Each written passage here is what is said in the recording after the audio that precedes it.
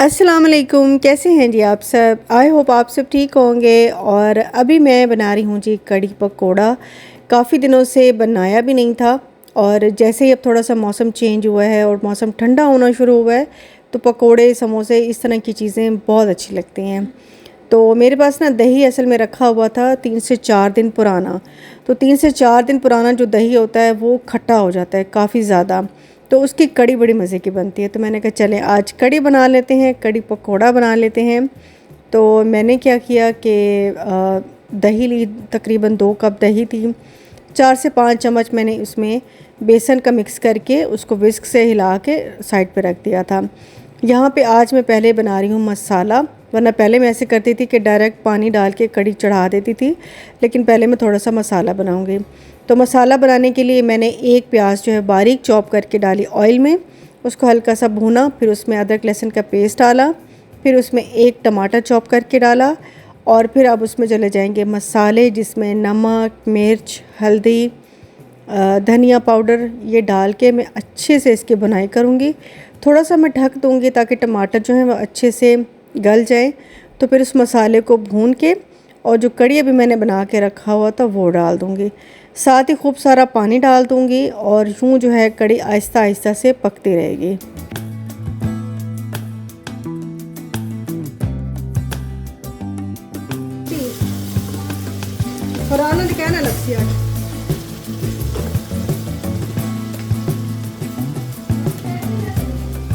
अच्छा नहीं लगता। पानी अच्छा खासा डाल के मैंने कड़ी को साइड पे रख दिया था, और साथ ही मैं पकोड़ों की तैयारी कर लूँगी। बल्कि पकोड़ों की तैयारी मैंने तकरीबन कर ही ली थी, यानी कि प्याज और थोड़ा सा आलू मैं थोड़ा ही डालती हूँ, ज़्यादा नहीं डालती, ज़्यादा प्याज ही अच्छे लगते हैं जो हम स्पेशली कड़ी के लिए पकोड़े बनाते हैं। साथ ही मैंने धनिया और मिर्चें डाल दी थी, और दूसरे मसाले डाल दूँगी जिसमें हल्दी, नमक, मिर्च और साबुत धनिया तो मेरा फेवरेट ही है। सबसे ज़्यादा मुझे लगता है आजकल मेरा ये धनिया जो है ना, सूखा धनिया, ये मेरा फेवरेट स्पाइस बना हुआ है। मैं हर चीज़ में डाल रही होती हूँ, मुझे इतना अच्छा लगता है। अच्छा, थोड़ा सा मैं इसमें सोडा ज़रूर डालती हूँ ताकि पकोड़े जो हैं वो सख्त ना बने, सख्त पकोड़े बिल्कुल भी अच्छे नहीं लगते। थोड़ा सा मैंने अजवाइन भी डाल दिया था और उनको अच्छे से पहले मिक्स किया। फिर मैं इसमें बेसन डालती हूँ। बेसन में डालती हूँ सब्जियों के हिसाब से, यानी कि पहले मैं बेसन नहीं डाल देती, वो फिर क्या होता है कि पकोड़े मज़े के नहीं बनते उस तरह। सब्ज़ी ज़्यादा हो तभी पकोड़े मज़े के बनते हैं।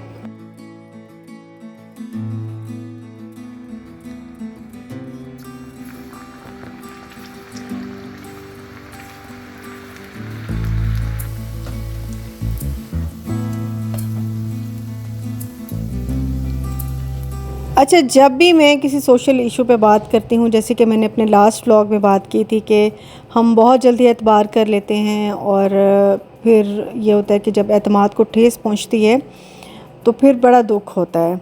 तो जब भी मैं किसी ऐसे सोशल इशू पे बात करती हूँ तो बहुत सारे लोग मुझसे रिलेट कर रहे होते हैं, और लोगों को अवेयरनेस भी हो रही होती है कि अच्छा इस तरह भी होता है, इस तरह भी होता है।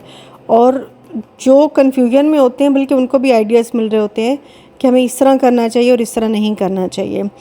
तो आप मुझे बताइएगा कि क्या मुझे इस तरह के इश्यूज़ पे बात करनी चाहिए, क्योंकि फिर वो ज़ाहिर है किचन से हट कर चीज़ें हो जाती हैं। क्योंकि मेरी भी एक लाइफ गुजरी है, मेरी भी अपनी लाइफ का एक एक्सपीरियंस है, और जो कि बड़ा गहरा एक्सपीरियंस है। मेरी लाइफ आसान नहीं रही, बल्कि किसी की भी लाइफ आसान नहीं होती है। मुश्किलात हर इंसान की ज़िंदगी में होती हैं, और हर इंसान ही अपनी अपनी एक कहानी लिए फिर रहा होता है। तो क्या मुझे ऐसे इश्यूज़ पे बात करनी चाहिए? आप मुझे ज़रूर बताइएगा, स्पेशली जो न्यूली मैरिड हैं, क्योंकि जिनकी नई नई शादी हुई है, और हस्बैंड वाइफ का जो रिलेशन है, इस पे मैं क्या बल्कि कोई भी मियाँ बीवी अच्छी तरह से बात कर सकते हैं, क्योंकि हर किसी का अपना अपना एक्सपीरियंस होता है। अच्छा बुरा जो भी होता है, बहरहाल एक्सपीरियंस तो होता ही है ना।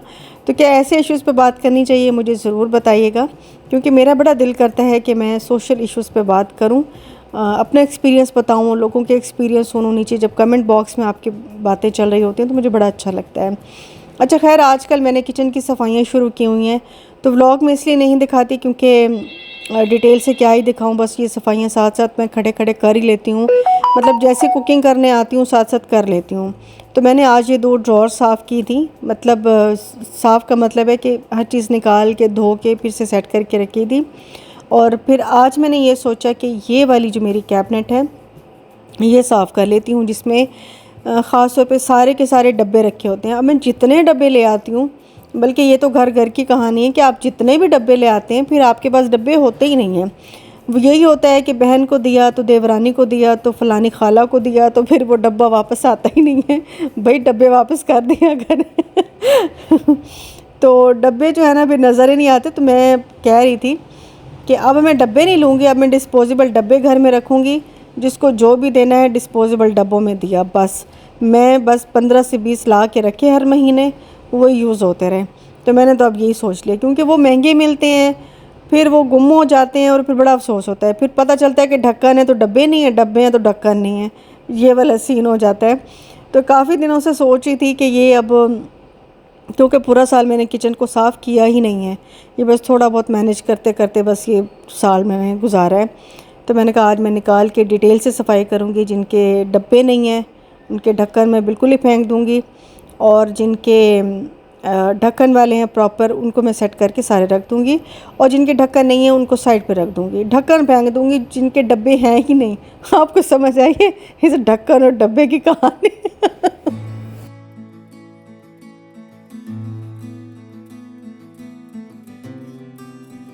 जी मैंने अपनी कैबिनेट साफ़ कर ली है, जो कि सारा इनमें रखा होता है।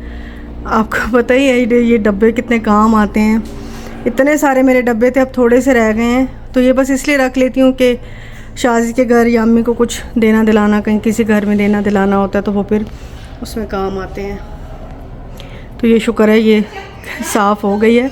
अब मैं इसको कर रही हूँ बंद।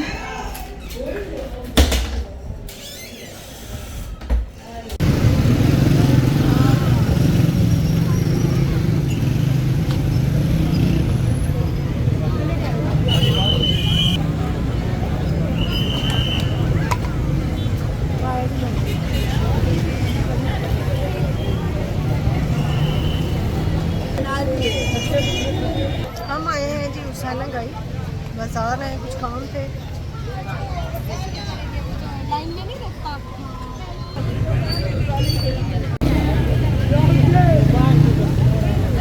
और मैं और मेरी बहन गए थे बाज़ार, हुसैना गई गए थे, थोड़े से काम थे, कुछ चीज़ें लेनी थी वो ले ली। उसके बाद जाते जाते ये आए थे के मार्ट, और बड़े टाइम के बाद के मार्ट, हुसैना गई वाले के मार्ट बड़े टाइम के बाद गए हैं। यहाँ जो हमारे करीबन है यहाँ तो हम जाते ही रहते हैं। अच्छा ये मैं आपको दिखा रही थी फ्रिज मैग्नेट। यहाँ पे इतनी ढेर सारी वैरायटी थी और इतनी ज़बरदस्त यहाँ पे पड़ी हुई थी ना, अगर आपने लेनी हो तो यहाँ से जाके ले लें, बहुत अच्छी पड़ी हुई, क्योंकि मेरे फ्रिज में लगी हुई हैं काफ़ी सारी। और आप सब पूछते भी रहते हैं कि आप कहाँ से लेती हैं, तो जहाँ से मिलती हैं वैसे मैं ले ही लेती हूँ। तो ये बड़ी मुझे ज़बरदस्त लगती हैं। तो बस मैंने भी थोड़ी बहुत चीज़ें ली थी, अभी मैं आपको दिखाऊंगी। यहाँ पे मैंने नमकदानी एक ली थी और ये खाली मुझे मिली थी, इतनी बड़ी साइज़ की थी और इतना अच्छा इसमें नमक निकलता था ना। तो मैं वही चेक करी थी कि नमक ठीक से निकलता है या नहीं, क्योंकि नमक सबसे ज़्यादा यूज़ होता है, और ये काफ़ी बड़े साइज़ में था। ये मैंने एक तवा भी लिया है। तवा मुझे बड़ा पसंद आया, थोड़ा सा बड़े साइज़ में है, जैसे तवा पीस वगैरह या टिक्का बोटी या फिर कबाब वगैरह हम बनाते हैं तो उसके लिए बड़ा ज़बरदस्त है। ये हनी कॉम वाली कढ़ाइयाँ, तवे, फ्राई पैन, ये सारे उधर रखे हुए थे के मार्ट में। तो ये मैंने तवा ले लिया। हालांकि इरादा मेरा कुछ भी लेने का नहीं था, लेकिन बस इस पे मैं रह नहीं सकी। मैंने कहा चलें ले लेते हैं, इंशाल्लाह इस पे बनाएंगे चीज़ें और आपको मैं दिखाऊंगी। और काम तो जैसे अनगिनत ही चलते हैं, काम तो रुकते ही नहीं हैं।